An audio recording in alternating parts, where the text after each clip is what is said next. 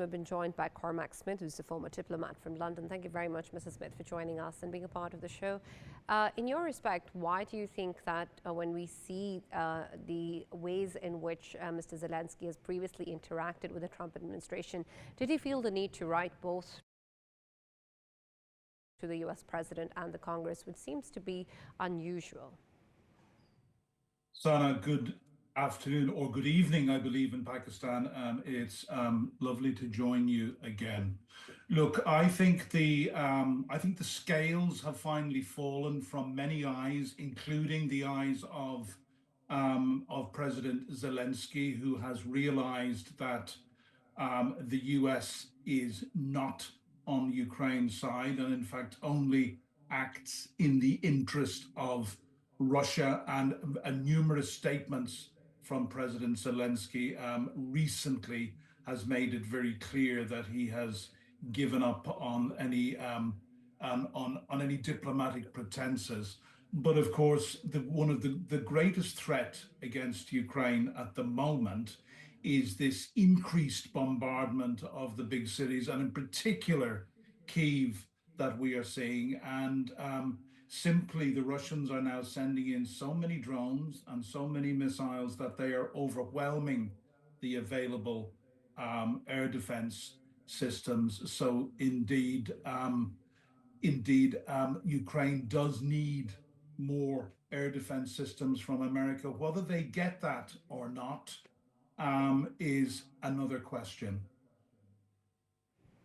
Right. And when we take a look at the ways in which, of course, there was the ways in which the Ukrainian state had acquired these interceptors from PURL, it seems Zelensky has once again emphasized that it doesn't match the pace with which they're fighting in the incoming missiles from Russia. And while that may be so, do you think that perhaps this is a better way for the Ukrainian side, or a more for a sure way for them to be able to secure these interceptors than engaging further with European nations? Well, look, Ukraine must do what they can to get both interceptors and other air defense systems, whatever way they can and from wherever they can get them. The clear fact is, it is becoming harder and harder to get military assistance from the United States. The United States, which under Joe Biden probably provided $125 billion worth of aid, now provides nothing. They only sell weapons to Europe, and the Europeans give these weapons to Ukraine.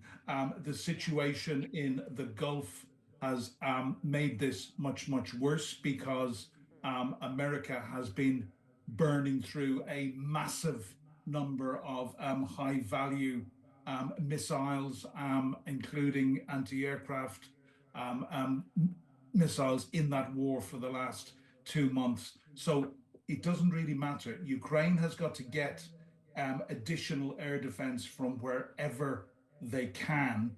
The important point, I would say, is this is clearly an attempt by Putin, for who the war is going very, very badly, to intimidate and to break the will of the Ukrainian people. I have many friends in Kyiv who I speak to on a regular basis. And if Hitler did not break the will of the British people with the Blitz on London, which killed over 20,000 people, Putin most certainly will not break the will of the Ukrainian people. Right. And Mr. Cormac, when we see the developments taking place, there's, of course, the possibility of a 60-day ceasefire and MOU that might be signed by the U.S. president.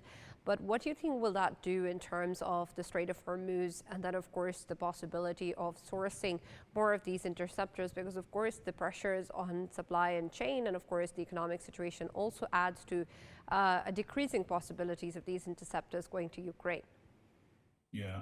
I mean, I think we have to increasingly disregard the importance of any American support for Ukraine. Europe has already stepped up very, very significantly, both in supplying armaments. Europe's major arms manufacturers have upped their production very, very significantly.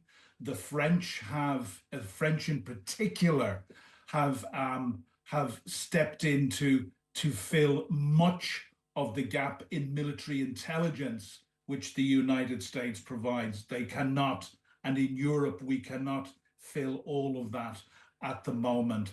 But what's interesting to point out, while the world's attention is on the war against Iran in the Straits of Hormuz, and there is, to the frustration of people like myself who have been commentating on Ukraine for the last 4 years, there is very little about Ukraine in the news. While all this is happening, Ukraine is steadily getting on with changing the course of this war. It's very significant that less than a week ago, the highly regarded Institute of War Studies, which is based in Washington, D.C., came out with a report where they said that Ukraine is changing the course of this war. It was no less than Finland's president, Alexander Stubb, said last week that Ukrainians are now killing Russians at a rate of 8-1. If I can give one statistic which puts this, in fact, may I give two statistics that puts this into context? For each of the last 5 months, Russia has lost twice as many men in each month as the Soviet Union lost in 10 years in Afghanistan. And the other thing, this is not just the Ukrainians reporting, but the international community and intelligence services are seeing that for 5 straight months in a row, Ukrainians are killing or taking out of action more Russian troops than Putin is capable of recruiting. And also, for the first time, Ukraine is starting to take back more territory than it is actually losing. So the war is now starting to turn, despite the lack of publicity, very much in Ukraine's favor. It's certainly, I wouldn't go as far as to say that it is won yet. It is still a very bitter, deadlocked war, and it is going very, very bad for Russia, whose economy is really struggling, not least because of the very, very effective long-range strikes from Ukraine to decimate Russia's oil industry, which is, of course, affecting their ability to pay for the war, and medium-range strikes, which are taking out elements of Russia's logistics and supply chain. Right, but Mr. Smith, does any of that change the course for Mr. Putin, that he seems to be adamant on going forward? He hasn't taken many earlier chances of saving face as well, or keeping ahead with the current situations in mind, changing any of his actions. So how exactly do you think his leadership is going to be responding to the elements you're pointing out?